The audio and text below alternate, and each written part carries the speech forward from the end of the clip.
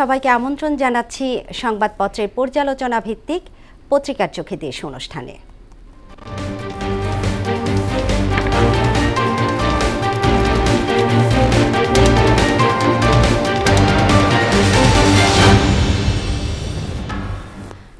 দর্শক, অনুষ্ঠানে আজকের অতিথি মোহনা টেলিভিশনের যুগ্ম বার্তা সম্পাদক নাসির উদ্দিন। নাসির, পত্রিকার চোখে দেশ অনুষ্ঠানে আপনাকে স্বাগত। চলুন জেনে নিই আজকের পত্রিকাগুলোর প্রধান প্রধান শিরোনাম। দর্শক, আমার হাতে প্রথম আলো শিরোনাম করেছে ২৪-এর বর্ষসেরা দেশ বাংলাদেশ, করের টাকা অপব্যয়ের আরেক উদাহরণ। দৈনিক ইত্তেফাক শিরোনাম করেছে মাতাল চালকের গাড়ি চাপায় প্রাণ গেল বুয়েট শিক্ষার্থীর।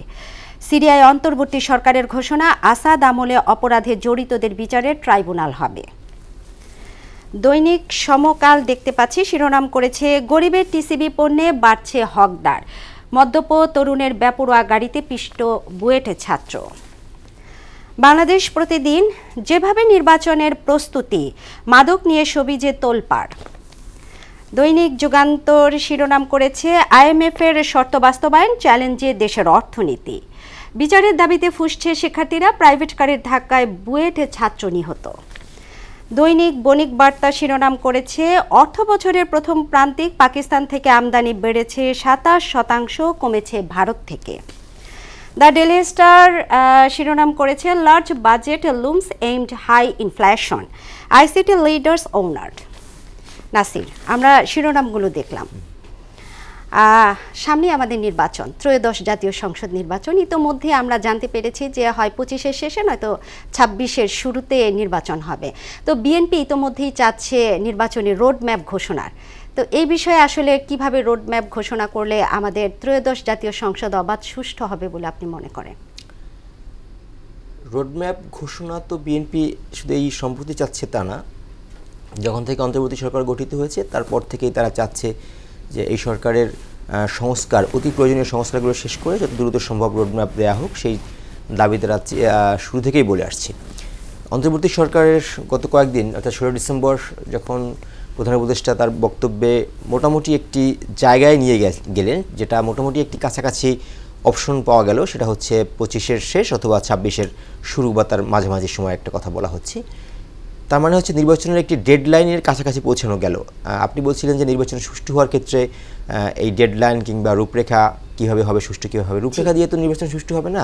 নির্বাচন সুষ্ঠু করার জন্য নিশ্চয়ই অনেকগুলো ধাপ আছে, যার ভিতরে সংস্কার করতে হবে, যেটা শুরু হয়েছে ইতিমধ্যে। সেটা হচ্ছে নির্বাচনী যে সংস্কার, নির্বাচনী কাঠামোতে সংস্কার, অবকাঠামোতে সংস্কার।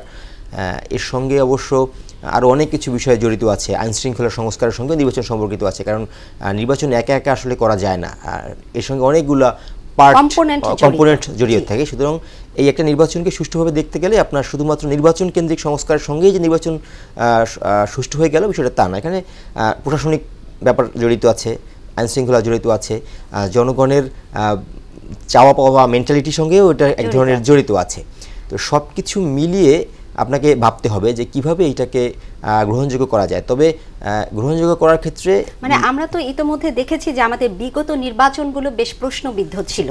তো সেই জায়গা থেকে যেই বিষয়গুলোতে প্রশ্নবিদ্ধ ছিল সেই জায়গাগুলো যদি নির্বাচন কমিশন কাজ করে তাহলে আসলে মানে সুষ্ঠু অবাধ হওয়াটা কি সম্ভব না? অবশ্যই সম্ভব, সেটাই তো করতে হবে, সেটা সম্ভব। দেখুন ২০০৯-এর ৮-৯ নির্বাচন নিয়ে খুব বেশি প্রশ্ন নেই, সেটি হয়েছিল অন্তর্বর্তী তত্ত্বাবধায়ক সরকার। এবারও তত্ত্বাবধায়ক সরকার ফিরে আসবে, সেটা ইতিমধ্যেই সে ধরনের রায় হয়ে গেছে। আমরা তত্ত্বাবধায়ক সরকার কিংবা এই অন্তর্বর্তী সরকারকেই তত্ত্বাবধায়ক সরকারে কনভার্ট করা হবে, অর্থাৎ দলীয় সরকারের অধীনে নির্বাচন হওয়ার সম্ভাবনা এবার নাই, কারণ নাই, কারণ যেহেতু দলীয় সরকার নেই, অবশ্যই সেটা সম্ভাবনা নেই। হয় এই অন্তর্বর্তী সরকারের মাধ্যমেই কনভার্ট করে তার নির্বাচনটা হবে।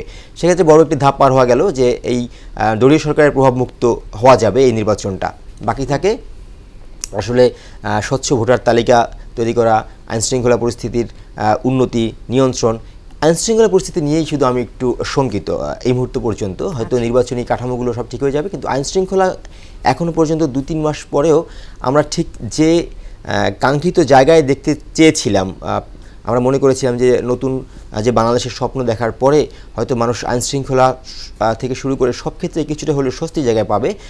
দুটি জায়গাতে মানুষ স্বস্তি খুব একটা নেই, সেটা হচ্ছে অর্থনীতি অবশ্য অনেক আগে থেকেই ভেঙে পড়েছিল, সেটাকে পুনর্নির্মাণ করা যায়নি। আর আইনশৃঙ্খলা যেটা 5 আগস্ট পরবর্তী সময়ে বেশি ভেঙেছে, সেটাকেও পুনরুদ্ধার করা যায় না। এই ধরনের আইনশৃঙ্খলা পরিস্থিতি নিয়ে নির্বাচনকে এগিয়ে নেওয়ার ক্ষেত্রে একটু বড় বাধা আমার কাছে মনে হয়। সেক্ষেত্রে এই জায়গাটাতেও খুব বেশি গুরুত্ব দেওয়া উচিত দিতে হবে। সেটাই।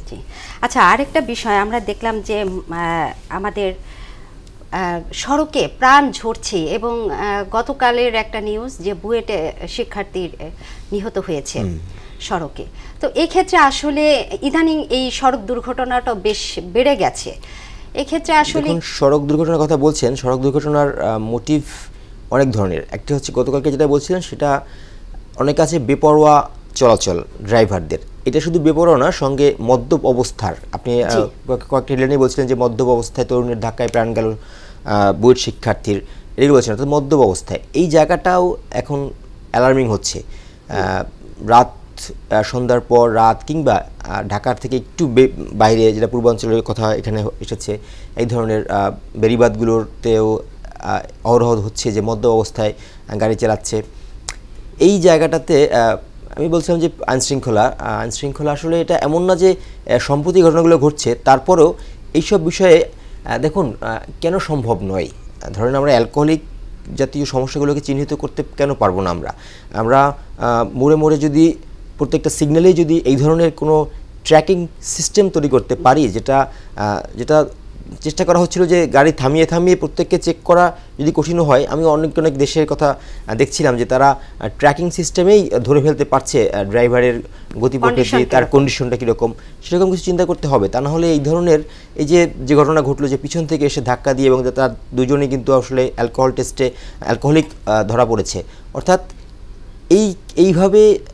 এইভাবে আসলে গাড়ি চলা, সড়কের শৃঙ্খলা ফিরিয়ে আনা খুব কঠিনই হবে। সড়কের শৃঙ্খলার সঙ্গে এটা সামাজিক শৃঙ্খলা জড়িয়ে গেছে, কারণ সড়ক এক ধরনের শৃঙ্খলা এবং এই যে মদ্যপ অবস্থায় তরুণদের অহরহ রাস্তায় বের হয়ে যাওয়া কিংবা সেটাকে এক ধরনের বৈধ পর্যায়ে চলে যাচ্ছে মনে হচ্ছে দিন দিন, যে আমরা এইভাবেই গাড়ি চালিয়ে ফেলছি। কিংবা রাস্তাঘাটে সঙ্গে একটু গাঁজার কথাও কিন্তু উঠে এসেছে।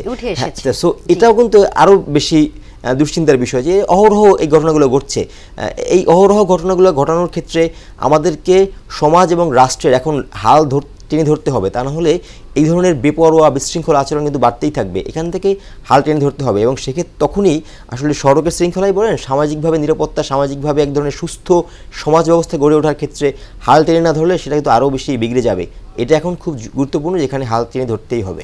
এবং আমরা কিন্তু সেই ড্রাইভারদের ধরে যে শাস্তির আওতায় আনা, আইনের প্রয়োগ করানো তাদের ক্ষেত্রে বা আইনগত ব্যবস্থা নেওয়া, সেটা কিন্তু আমরা পরবর্তীতে দেখি না, খুব বেশি দেখা যায় না। যার কারণে এই বিষয়গুলো আরো বেড়ে যাচ্ছে, খুব বেশি দেখা যায় না। এবং এটা দরকার তো, কারণ আপনি কি যদি একটি কাঠামো তৈরি করতে পারেন যে না, আমি এই ধরনের অপরাধ করলে আমার তার জন্য ভবিষ্যৎ এই ধরনের সংখ্যার ভবিষ্যৎ আমার জন্য অপেক্ষা করছে, তখন কিন্তু মানুষ কিছুটা হলেও কন্ট্রোলের চিন্তা করে। কিন্তু আমি যদি মনে করি যে না, এটা তো করলে আমার কিছুই হয় না, আমি তো গত পরশু দিনও এক ধরনের দুর্ঘটনা করলাম, আমার তো কিছুই হলো না, তাহলে পরদিন আবারও সেটা করার জন্য নিজের মনের ভিতরে এক ধরনের ভয় আর কাজ করে না, তো করেই ফেলতে পারি। উদাহরণ সৃষ্টি করার মতো যদি কোনো শাস্তি কখনো দেখা যায়, ব্যবস্থা দেখা যায়, তখন মনের ভিতরে এক ধরনের শঙ্কা থাকবে, না আমার জন্য তাহলে ভবিষ্যৎ এতটা ভালোভাবে এই ভবিষ্যৎ থাকবে না আমার। তখন কিন্তু মানুষ মনের ভিতরে একটু হলেও তার শঙ্কা কাজ করে এবং এই ধরনের অপরাধ জড়ানোর আগে তারা ভাবে। জি, আরেকটা যে বিষয় আমরা দেখতে পেলাম, আমাদের ডিজিটাল বিপ্লবে তরুণদের দক্ষতা বাড়ানোর বিষয়ে এখন বেশ তোড়জোড় লক্ষ্য করা যাচ্ছে।